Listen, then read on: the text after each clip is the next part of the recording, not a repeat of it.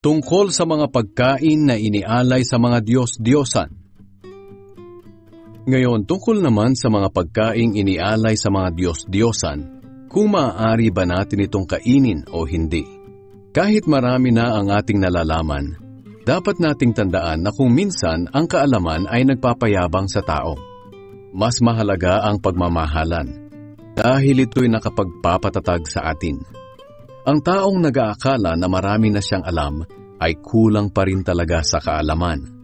Ngunit ang taong nagmamahal sa Diyos ay siyang kinikilala ng Diyos na Kanya.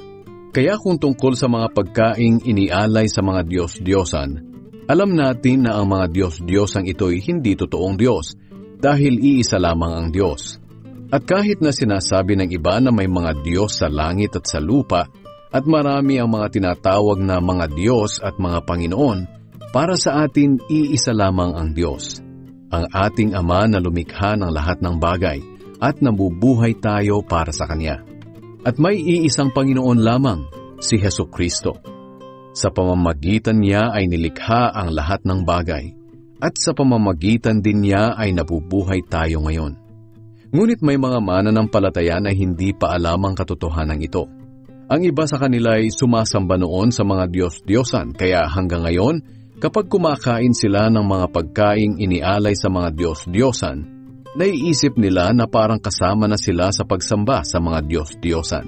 At dahil sa kakaunti pa lang ang kaalaman nila, nagkakasala sila sa kanilang konsensya.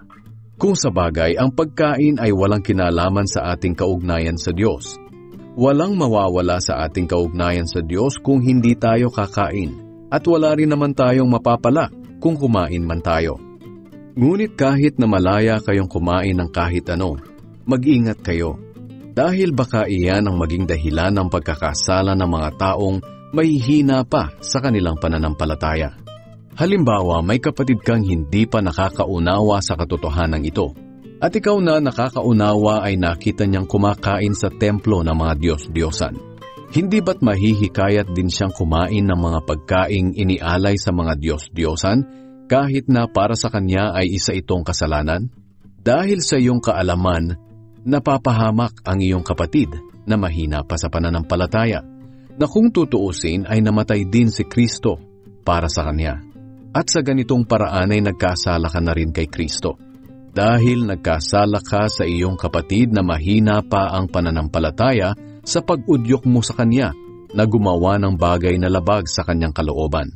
Kaya kung ang kinakain ko ay nagiging dahilan ng pagkakasala ng aking kapatid, hindi na lang ako kakain nito kailanman para hindi magkasala ang aking kapatid.